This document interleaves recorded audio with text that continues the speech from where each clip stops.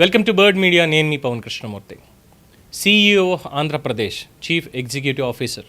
ఈ బిరుదు 2000 దశకంలో హైటెక్ సిటీ నిర్మాణం మొదలైన తర్వాత, ఆ రిఫార్మ్స్ అన్ని చూసిన తర్వాత ఆయనకి ఇచ్చినటువంటి ఒక బిరుదు. దేశంలో ఉన్నటువంటి ఇంకా ఏ ముఖ్యమంత్రికి కూడా, ఇంకా మాట్లాడితే ఏ రాజకీయ నాయకుడికి కూడా పదవిలో ఉన్నప్పుడు, డెఫినెట్గా రాజకీయాలు యాక్టివ్ పాలిటిక్స్లో ఉన్నప్పుడు ఇటువంటి బిరుదు వాళ్ళకి ఇవ్వలేదు. బట్ నారా చంద్రబాబు నాయుడు గారికి మాత్రం ఆ అదృష్టం కలిగింది. ఆయన్ని సీఎం ఆఫ్ ఎ స్టేట్ అని ఎవరు నార్మల్గా పిలవరు. CEO ఆఫ్ IP, అంటే ఉమ్మడి ఆంధ్రప్రదేశ్ అయినా, ఇప్పుడు విభజిత ఆంధ్రప్రదేశ్ అయినా, ఆయన ఆ రాష్ట్రానికి ఒక CEOగానే అందరూ పోలుస్తారు. అలాంటిది ఇప్పుడు ఇంకొక బిరుదు ఆయనకి గౌరవం చేకూర్చబోతోంది. దేశం, ప్రపంచం మొత్తం చూస్తోంది ఆంధ్రప్రదేశ్ ఎలా మేల్కొంది అన్నది. గతిని మార్చినటువంటి బిజినెస్ రిఫార్మర్ నారా చంద్రబాబు నాయుడు ముంబై వెళ్తున్నారు. దేశ ఆర్థిక రాజధాని ముంబైలో దిగ్గజ పారిశ్రామికవేత్తల సమక్షంలో రేపు జరగబోతున్నటువంటి ఎకనామిక్ టైమ్స్ 26వ కార్పొరేట్ ఎక్సలెన్స్ అవార్డుల వేడుకలో కేంద్ర ఆర్థిక మంత్రి నిర్మలా సీతారామన్ చేతుల మీదుగా business reformer of the year అవార్డుని అందుకోబోతున్నారు ఆంధ్రప్రదేశ్ రాష్ట్ర ముఖ్యమంత్రి వర్యులు శ్రీ నారా చంద్రబాబు నాయుడు గారు.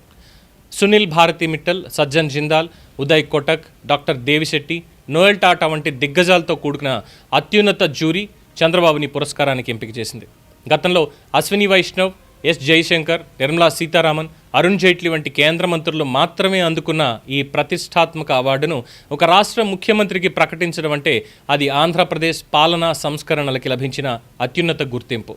భారతదేశానికి వస్తున్న మొత్తం పెట్టుబడులలో దాదాపు 4వ వంతుకు పైగా ఆంధ్రప్రదేశ్ ఆకర్షించడం 5 ఏళ్లు ఆకలితో ఉన్న సింహం వేటని తలపించింది.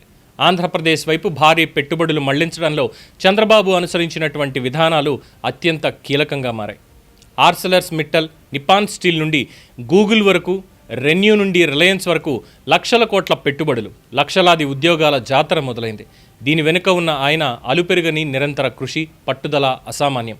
ఇండస్ట్రియల్ డెవలప్మెంట్ పాలసీతో పాటు ఏకంగా 22 రంగాలకి కొత్త పాలసీలను తీసుకువచ్చారు.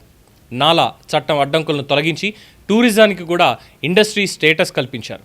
తైవాన్, కొరియా, చైనా, జపాన్ దేశాల పార్కులు, ఆర్థిక మండళ్ల కారిడార్లు, డ్రోన్ నుండి క్వాంటమ్ వరకు, టెక్నాలజీ, తయారీ నుండి రెన్యూబుల్ వరకు, ఎనర్జీ రంగాల వరకు ఏదీ వదలకుండా కేంద్రాన్ని సంప్రదించి పెట్టుబడిదారులకు భరోసానిచ్చే ఫ్రేమ్వర్క్ని రూపొందించి విజయం సాధించారు. చంద్రబాబు గారి పాలనలో స్పీడ్ ఆఫ్ డూయింగ్ బిజినెస్ అనేది కేవలం మాటల్లో మాత్రమే కాదు, చేతల్లో కూడా కనిపిస్తోంది.